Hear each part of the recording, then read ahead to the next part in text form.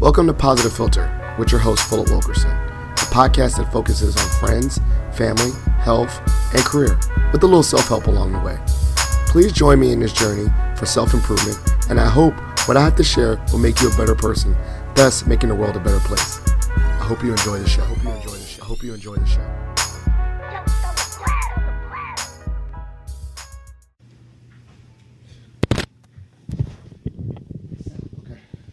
Oh my goodness. All right.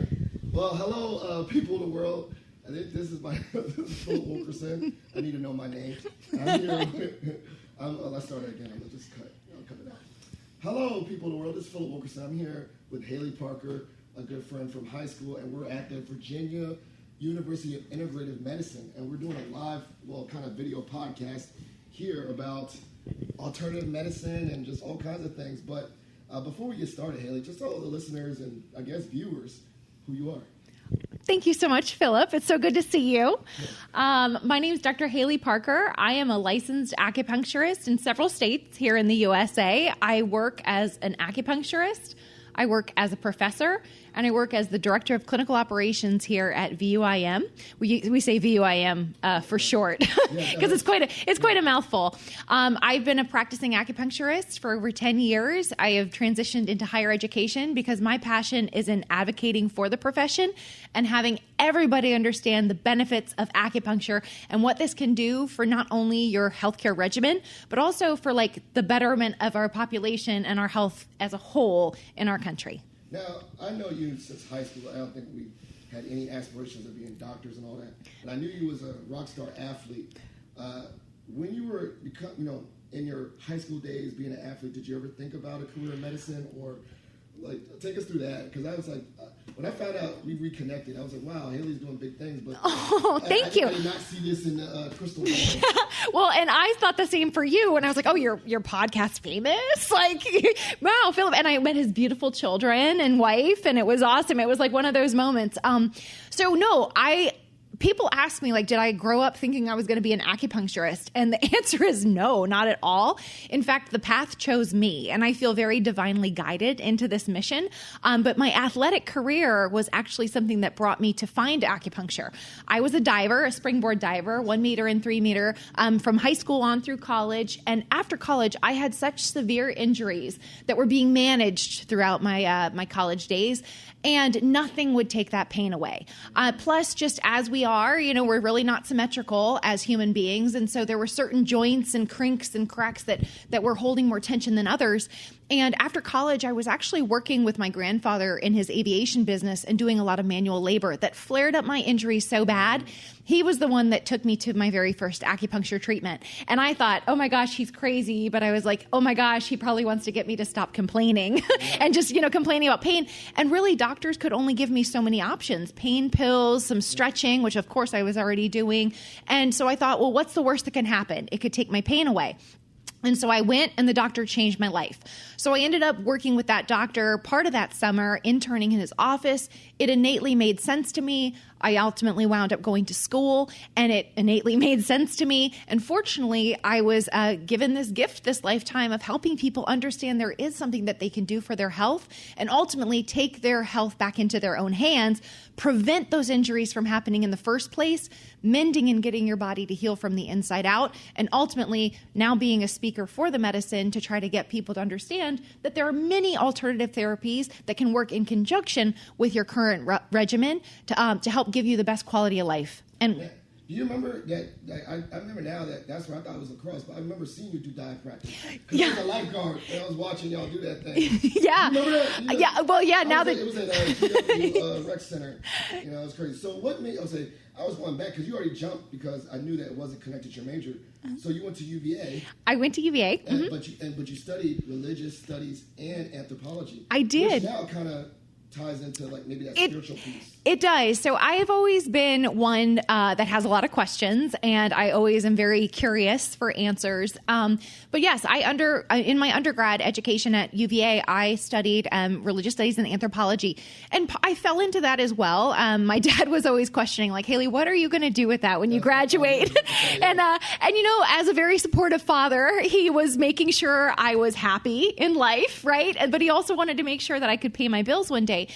And I was fascinated by human culture and how the ancient societies did practice not only their belief system, but their healthcare practices, their community, their spiritual community. And when I say spiritual community, I mean the parts of our whole health that we take for granted these days. To have a group of people that can intellectually understand you, to have purpose in life, to have financial stability, to have a career and occupational wealth and purpose, right? To have your physical health, but your mental health, your social health, all of that really factored into the total person.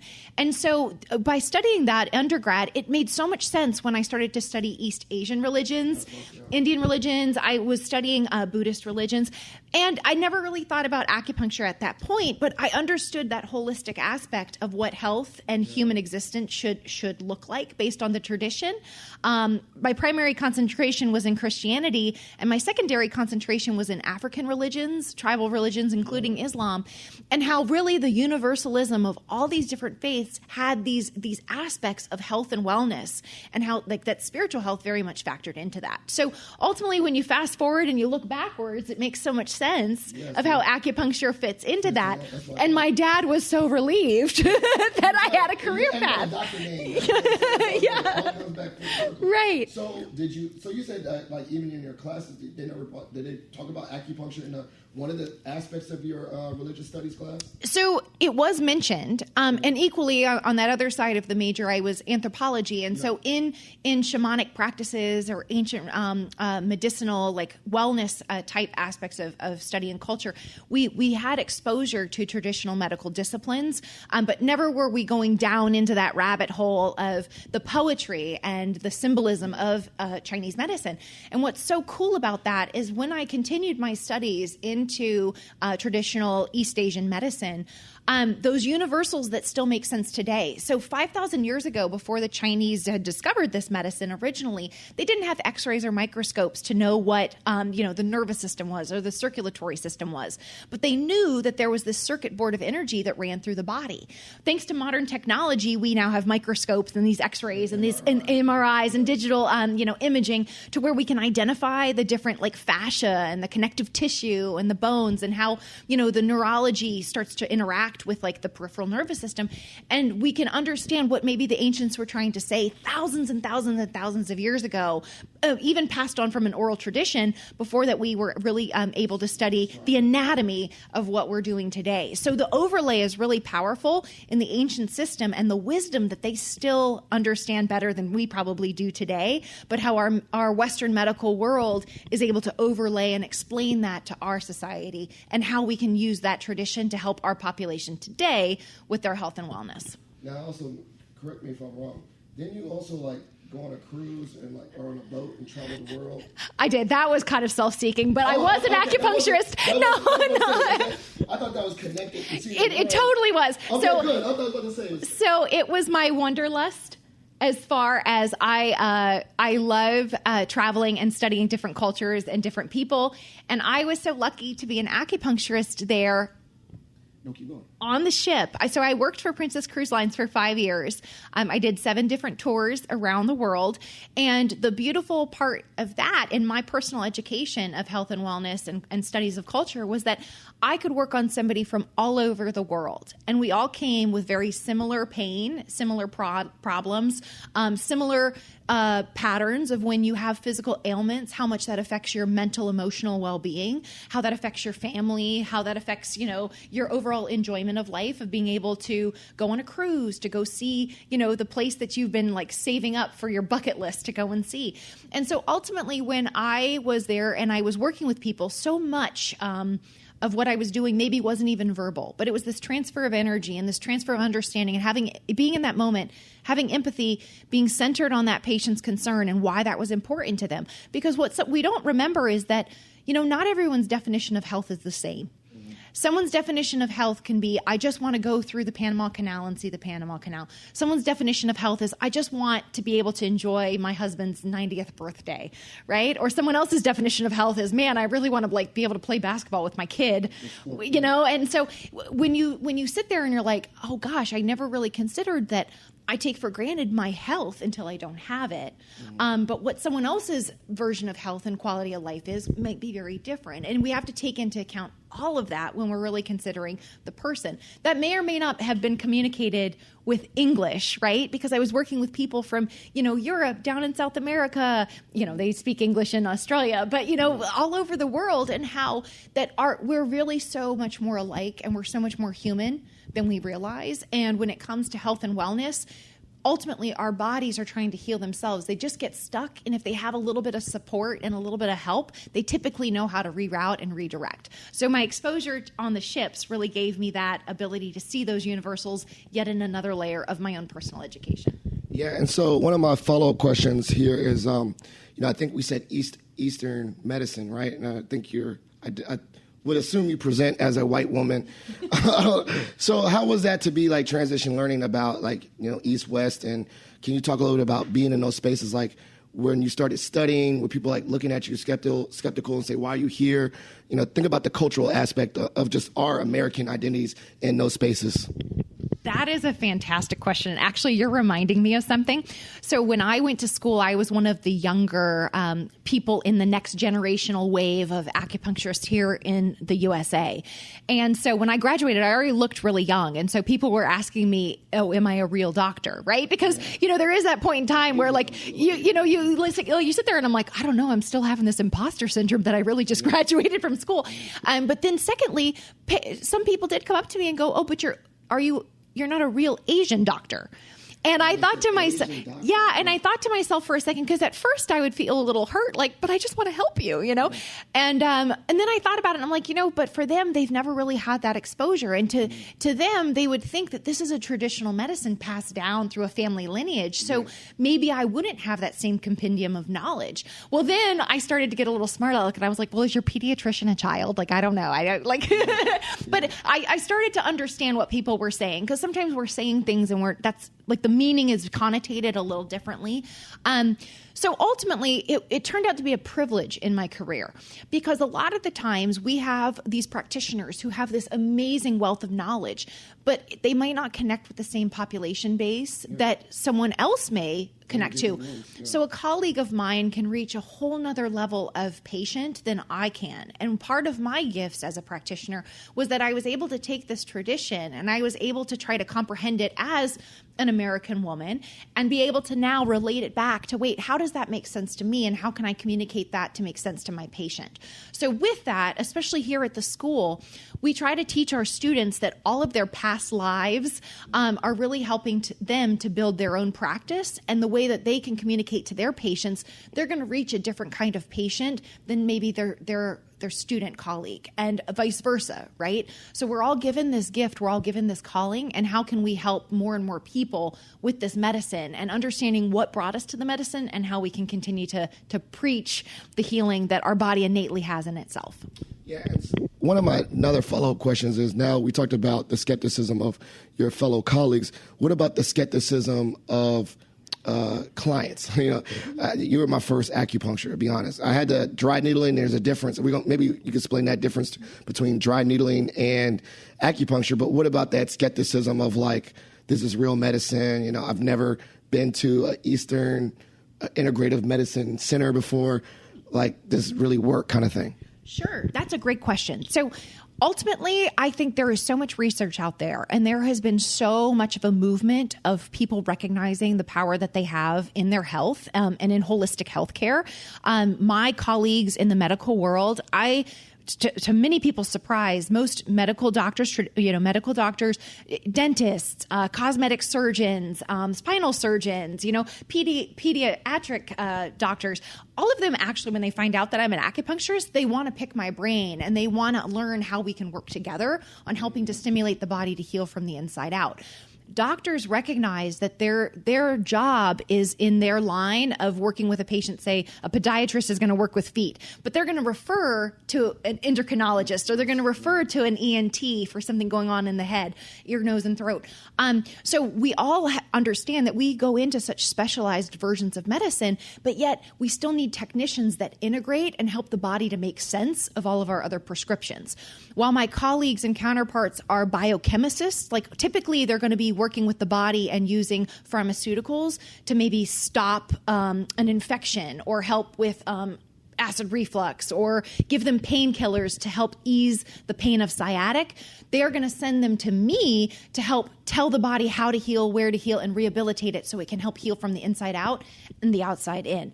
Now, to say it's real medicine. So ever since the 70s, when Chinese relations were opened up with the U.S. under the Nixon administration, acupuncture needles were given Class 2 device designation, which made it legal to practice acupuncture in the U.S. The Class 2 was like because they were trying to not do heroin. You know, there's saying needles was bad with certain things, so they had to have a distinction for it. Well, and there's a stigma with this, right? So when we were seeing how acupuncture anesthesia was working for surgery over in China and how it was actually already integrated as part of Western and Eastern wings of a hospital, we brought that over here. And so acupuncture started to be explored, not only with immigration, with bringing the traditions here into our mezcla of a culture that we have in the U.S., but using those Class 2 devices and being legalized, people were getting results. Now, as we know, when the results speak for themselves, right? And if something's going to work and someone wants to get better, they've maybe tried everything under the sun and they haven't tried acupuncture and they get better, people are going to start to talk. But beyond that, acupuncture is part of a bigger system of whole person healthcare. And acupuncture, not just in traditional East Asian medicine, but that's part of still a system of traditional Chinese medicine where we have to remember that we still need rightful thinking. So we can't continue to expose ourselves to toxins and toxic thoughts day in and day out of our lives and think that we're going to be able to heal and meditate over that. We have to remember that nutrition still factors in. We're still organisms that need sunlight, fresh air, sleep, right? So our body can heal and go into rest and digest. Acupuncture's beauty, and what I find with most of my patients in the DC area, is the ability to switch over into the rest and digest or that parasympathetic nervous system where the body is operating under the surface. Probably 85% of our body is working without us having to consciously think about it. And so then our conscious overlay in our brain is able to do what we need to do. Drive on 66 and not get sideswiped, right? Type on a computer and answer emails, be able to have wonderful conversations with old friends. But that underlying nervous system is able to go back down into its mode where in that therapeutic window, the body can heal itself optimally. And it's able to go into that process of rest and digest where tissue repair can occur and the body can make sense of other biorhythms it's been given, whether it's from its PT, the chiropractor, the pharmaceutical drugs start working again, their stretching regimen starts to work again. They're able to have a conscious conversation with a colleague or a partner and be able to really help themselves. Now, the other question, you brought it up too, I kind of tail into it, is that there needs to be an intersection of the policy and government part, right? Just to get, they had to get Class 2 needles. And now I see that you're actually actively engaged in chamber. And so can you talk about the policy and the advocacy part that you have to do in regards to, your line of work? Sure. Thank you for bringing that up. So, there's like anything, right? We kind of always have to go back to money and politics because that's the way our world works. That's the way our economy works. That's the way our society works. And to be fair, in our even this is a traditional medicine that's been around for thousands and thousands of years, it's really still in its infancy here in the United States. And each state in the USA has successfully made its own country for laws and legislation in their practice acts of how acupuncture is seen and recognized in the greater medical system there in the state. Here in Virginia, I'm on the board for advocacy for acupuncture, as well as on a national level of making sure that our states communicate. Our students are exposed to that and understand that's part of the profession. You have to be an ambassador to help people understand how this can help and why do they need to come and try acupuncture, as well as informing your colleagues, as well as working in policy, because with the policy, that allows it to be practiced legally. It allows the expansion of scope. The original term for doctor is teacher, the original translation in Greek. And so I always try to remind my students that we have to be those teachers that help people understand what are we doing, and then we need to get that written in law. You brought up just earlier about my colleagues recognizing me as a legitimate medical provider, and most colleagues do. There's a very different practice when it comes to clinical collaboration and then legal collaboration. And so that playing field often needs to be funded for, lobbying efforts, or at least like being able to work together collaboratively.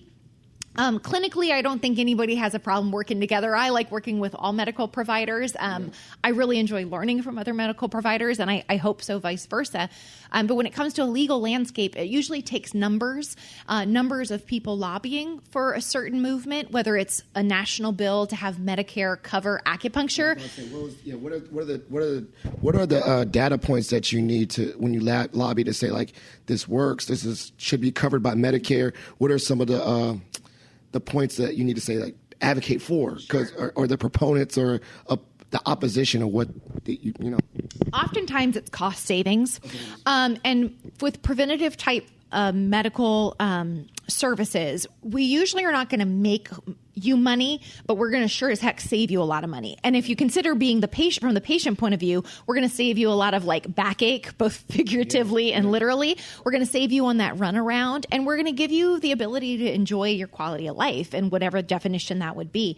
So a lot of the time, patients, from the patient point of view, will not seek out services that are not covered by their insurance. Now, insurance is a third party that's, you pay insurance money every month to have coverage. Well, if it'll cover PT but not acupuncture, if it'll cover medical prescriptions but not acupuncture, there again, it's going to maybe factor in your decision as a consumer.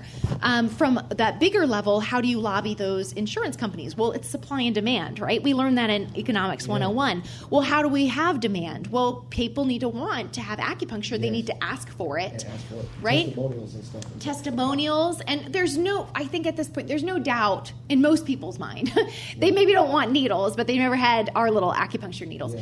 There's no doubt that it works. It wouldn't be around for thousands of years if it didn't work. But how do we work the system? And a lot of acupuncturists don't understand the legal system, or we're still small in formulating our groups of people to lobby for these types of bills to be passed. Now, there is a bill going through on a national level for Medicare, and Medicare is typically going to cover acupuncture services with acupuncturists written in as legal providers to then offer services for low back pain.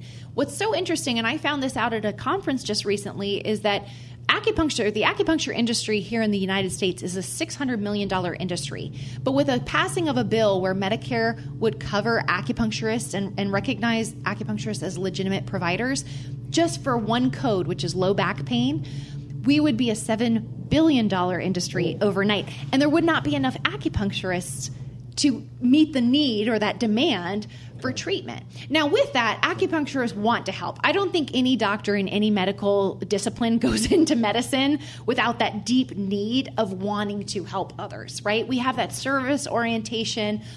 We've been called to help and through the medical lens. So I believe that we really just want better access to our patients, being able to provide care, and then thus being compensated for it. Because as much as I want to pay my taxes in hugs, we know how that goes. Yeah, exactly. Now, one thing I thought about too is then the new wave of training. So where do typically future acupuncturists come from? Like typical majors, they biology students, chemistry students. When you think of pre-med, right, they're usually biology, chemistry, whatever. So, but maybe for acupuncture, maybe on the body, is it more like, kinesiology or some other field? Where do you think you see a lot of them? So that's one of the most fun parts about working at an educational institution. We have such a diverse student body. Now, most of them, I will say, have come to school because they had that deeper calling. And where that calling came from, it was either from what I call a conversion moment where they were helped so drastically by acupuncture, or maybe a family member or a child who was significantly had a significant illness, and acupuncture was the last resort. It helped them so much, and now they want to help others. But our student body is quite diverse in that a lot of them already have a medical background. Perhaps they are medical providers, they're, massage therapists, physical therapists, nurses who wanted to add to their practice. They understand that their mode of medicine works phenomenally. But then there was always still that little piece of the pie that they could help out a little bit more. And as you do when you go into a profession, there's always a continued education of the figuring out what's the next layer. How can you get deeper and deeper into the root cause? We do have quite an interesting segment of our student body that are just second career. They were maybe government workers who were just so tired of being stressed out. They wanted to come into this medicine. They are potentially, bankers, or they were school teachers, and so that they had that thing that called them into the medicine. And so they're continuing to learn for their own benefit, as well as ultimately to have a practice on the side one day and be able to serve their community. Yeah, and another question too, like just more like the levels. Is there a certain requisite to get in that you already need to have a high school degree or bachelor's to start, or and you say you had some career switchers. So what is if I'm a high school kid talking about future dreams, how could I, what steps do I need to take to at least start studying acupuncture? Well, that is a great question. Typically, the requirement is an associate's degree. So, and you have your basic courses already knocked out. There are several. Our first year or two of our educational program is mostly online, and it's mostly like the prerequisites for a nursing program where you learn your basic Western medical. But from there, you then transition over into more the theory of traditional East Asian medicine, as well as in the practical component of being on site and practicing on patients. Okay. Now, that always scares people, like, I don't want to be a guinea pig for students, but in fact, those students have already gone through all of their techniques courses. Those students are not only starting out in the clinic as an observer, they go on to be a secondary assistant intern to then be the primary treating intern that's still overseen by a licensed supervisor. So it's a very rigorous process, and it's almost much like the martial arts tradition of learning through doing, and they really get a feel for and to get acclimated into the medicine. But when students come and are interested in school, I would say first and foremost, check us out on our school website. They can then email one of the admissions officers and just ask their preliminary questions. They would send their transcript over. Some students do already receive transfer credit for courses that have been completed in their past. Say they were pre-med or, you did your basic science courses. But then that's really individualized. Much like the medicine, it's very individualized how a student continues to progress through their educational program. A lot of our students are working professionals or maybe have a small family. So with that, they take a course load that works with their current lifestyle. Ideally, we'd love to get our students in and out in the 3.5 years that they may take to complete all their courses, with that additional year for their doctoral degree, a professional doctoral degree. So there are many different ways in which a student can go through, depending on their current setup for their life and how supportive their partner would be for helping out with childcare and paying the bills. They can do it as quickly as 3 years. And then for the doctoral part, do they have to do a thesis or a project? How do they compilate? What's the compilation to get, or criteria to get the doctorate in acupuncture? Right. So we're one of those unique professions as well. Our master's degree is already about 3.5 years. So we have what's called a professional doctorate, which is an additional 1 year of coursework. Now, there's a DAOM program. And it's skipping my mind of what that even stands for. It's like the highest level. It's like the highest tippy top level of education for East Asian medicine. And that's where you'd go through and do research and write a dissertation. Now, that's a 2-year program, and that does have an extra clinical component along with it. Some students continue to want to aim for that. They typically go on into research, something like that in the field. But to get the doctoral designation, they would need to complete that 4th year of the professional doctorate program, which is 4 continued programs of a deep dive into anything from orthopedics, women's health issues, cancer care, and then practice management, advanced practice management. And so I'm thinking about, I'm getting my doctorate now. Is there, when they do their research, do they sometimes research like a cross-disciplinary study, like, acupuncture as it relates to, some cultural aspect or something like that? Yeah. So that's the coolest part about research is like they're the innovators of where our worldview is going. And so we've had many research projects that we actually, it's so cool to come to work every day. And we have like one of the superstars in our profession, Dr. Li-Xing Lao, who was one of the original researchers here in the U.S., who did the very first study on osteoarthritis in the knee. Now, it can become a lot more interesting through those cross-cultural studies, the meta-analyses that can go on in interdisciplinary type research. But the student finds their passion and really dives into that. And that's part of the reason why it's such a designated title there at the DAOM is that they go through years of working with interdisciplinary colleagues, going down into the nitty gritty, doing their own clinical research, and then writing up the dissertation, which is a very big thing, a big bite to chew off, which I'm sure you know. And ultimately, not every person wants to go into that vein. They want to go and help patients and go into clinical practice.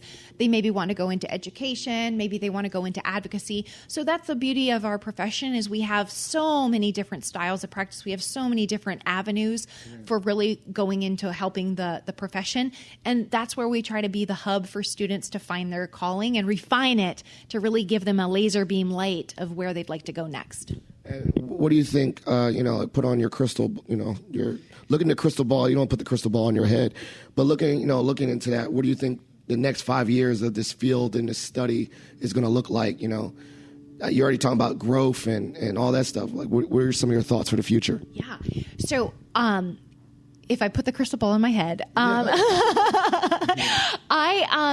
actually very, very optimistic and very excited. So I was probably in that second wave of practitioners here in the country. I think the students today have so many doors opening for them in the next 5 years, whether it be employable by hospitals, adjunctively in clinics that are collaborative with other healthcare providers. I see more and more research being done on neurology and helping with the brain-body connections. The gut health is huge. Also working with mental health. So we really recognize this, or it became far less taboo to talk about mental health after the pandemic. But we see how like the youth struggle with this so much, as if growing up isn't hard enough as it is, right? But then the modern pressures that continue to be upon us, the ever-changing world, the information age. So how acupuncture can help be another support system for someone to navigate all these different changes. We come into life in really exciting times when we have AI and how that can help with cross studies on say even like precipitating factors to health and how acupuncture can intervene sooner rather than later to help with health outcomes. The VA, the Department of Veterans Affairs, has adopted the whole health model a long time ago and how we can help more and more of the patients that they treat, as well as employ that model across our system to really factor in physical health, mental health, emotional health, and all the different bubbles of health that we define for our best life. All right. Well, that was great. I think we could keep on going. So we're going to go to the part of the show called Shot for Shot. Shot for Shot. Yeah. Do we have tequila? No. I was going to pick bourbon anyway. So this is where you get to ask me any random question. I get to ask you any random question. You want to go first, or I'll go first? How'd you pick your child's names? Okay. Say that again. How did you pick your child's names? All right. Okay. So Bennett is my first and Miles is my second. Bennett Taylor Wilkerson. So Bennett... so I always got this. My name is Philip Linwood Wilkerson III.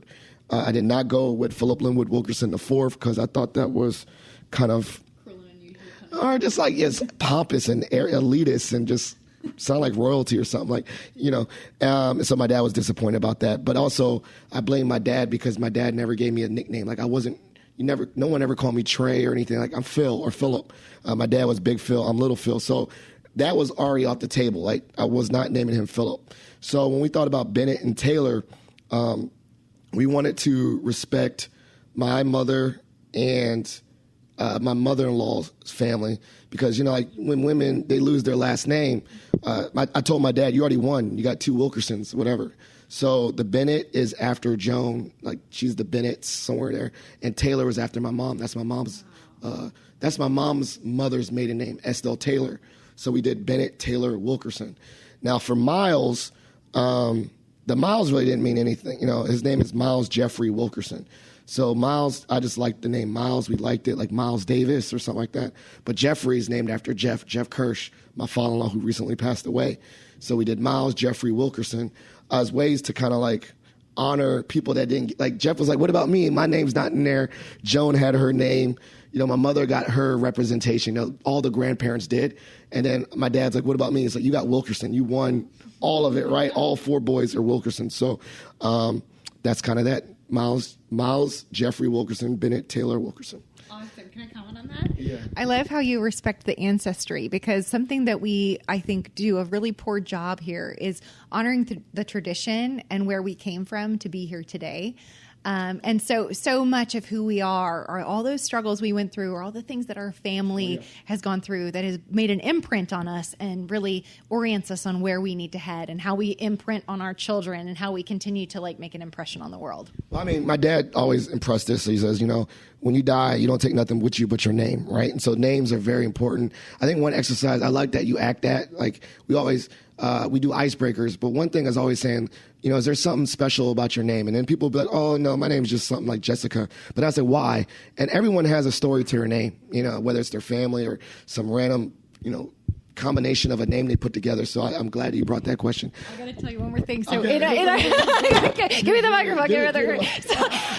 So in culture, right? So many. It's one of the social glues that we had was storytelling, and then people's name. And there was one of the tribes I used to study in their ethnography talked about you have 3 deaths: a death when you pass from this world, a death when people stop remembering who you are, and the last time your name is said. So to your point of how powerful the name is. Well, then your name's being said, that means you can get your name in books and stuff because people leave your legacy. Oh, gosh, that's pretty deep. 3 deaths. Well, I would just say, Philip, this is digitally. My name will live on. So my question for you is, UVA, that's where you went to school, right? If you could go back in a time machine, would you have still gone to UVA?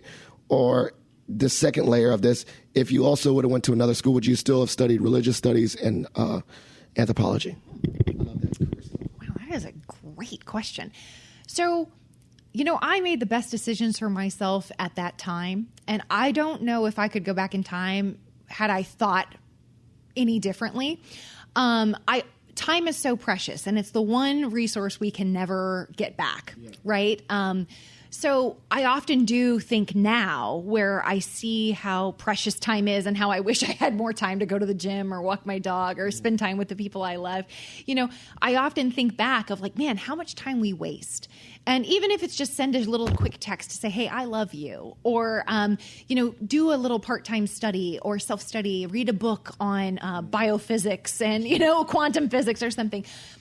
So if I look back I could have gone some other routes as far as like, I love studying people and patterns. So I would think like criminology could be a way of like learning people's nuances and how that factors into our operations daily. Always psychology and how the brain works, because we are such algorithms that we don't even realize it. But ultimately, I feel in my heart that I came to some really profound conclusions for myself studying religion and anthropology. And so I really think that has defined me and who I am. And I am really eager to see, like, kind of retrospectively in the next decade, like how much I continue to grow and what I do. But with that, I think we're always continued learners. And funny enough, at UVA, we call one another, rather than freshmen, we call each other first years, because Thomas Jefferson realized that you are embarking on the future of forever learning. And I guess I took that to heart. I didn't want to be like one of those people that had to be like all UVA, but we are always learning. And whether it's learning from one another, whether it's learning from our students and them really pushing our buttons, our children that like make us realize parts of ourselves we didn't want to face, like there's always a layer of learning. And if we can approach that with a consciousness of understanding there's always more to learn, then we can continue to grow and maybe leave that legacy that we're looking to leave one day. Okay, I had one follow-up question. So when you got there on campus, was that your first major or you switched a bunch? you cracked it, because I switched majors, so history, and no one picks history on their own, but did you like crack the book and say, I want to study this? So when we were at high school together, there was I took an elective in anthropology, and I was so fascinated by that. I knew I wanted to study anthropology. Interesting way I fell into religious studies is I did come from a Christian family, and I was very curious of like, what is life, and what is the meaning of life, and what is the afterlife, and am I going to die? Of course I'm going to die, but having my own questions. And so I took a class. I had this opening, and it just so happened with my athletic schedule and everything that it fit in the time. And it was a class on the New Testament, and the professor was so profound and so interesting. And the way that they were teaching religion was very different than Sunday school. Right. And the way they were teaching it as a historical book and a movement, and these people were historical figures, and how that fit into the bigger cultural context at the time, and what were the precipitating factors for certain things to be discussed in that time frame. So I really found all of that to be so interesting, and then how it continued to evolve and overlay into other movements of humanity at the time. I knew that was where I was continuing to be curious and continuing to grow. Well, shout out to that religious studies teacher, because same thing. You get one good professor and you're like, I'm switching. I'm history major. So this is the part of the show I'll call it this, we're landing the plane. Shout outs and plugs. So show love to anyone you want to show love to, and then plugs. These are things I'll put in the show notes, things that you want the viewers and the listeners to be aware of. Okay, cool. Well, I have to say shout out to my team here at VUIM. I legitimately love all of them, and they put up with me as a coworker and a friend. So James Lee is our Director of Strategic Initiatives, and he helps keep me in that vector, like I say all great teachers do. Shout out to our CEO, John Yu, who always reels me back in and calms me down, gives me opportunities to go and teach. As far as plugs, we have social media, so you can follow us on our VUIM clinic or our Virginia University of Integrative Medicine sites. You can also follow me personally, but I am one of those people that doesn't really pay attention to social media. I always love it if I have followers and stuff, but you're not going to be very interested. And then be sure to check out any articles that we work on and publish. Also, continue to look for our students. If you ever see a VUIM graduate, you know that they have come from an amazing university. We have over an 85% pass rate for our board exams. They are the top of the top when it comes to licensing. They are versed in business practices. They're empathetic practitioners. I usually scold them if they're not. So they're definitely getting the total package here, and we would look forward to seeing all of them be successful. And we would look forward to all of your viewers who are interested in coming in for an acupuncture treatment. Let us know that they heard about us through your podcast, and we can look to arrange treatment for them. Excellent. Well, thank you so much, Haley, for this wonderful conversation. I think I learned a lot. I learned some new things about you. Positive Philter listeners, if you're listening to this or watching this, please consider donating to the Jeff Kirsch Anti-Hunger Fund. As you know, every episode is dedicated to the memory of my late father-in-law, Jeff Kirsch, who I love dearly. Also, if you're part of the Mason Nation and go to Mason, please consider submitting a Pats for Patriots. It's a way to show small kindness and acts of kindness to everyone around Mason. Please check out everything that Haley's doing and all her colleagues. Thank you so much for watching and listening, and we're out.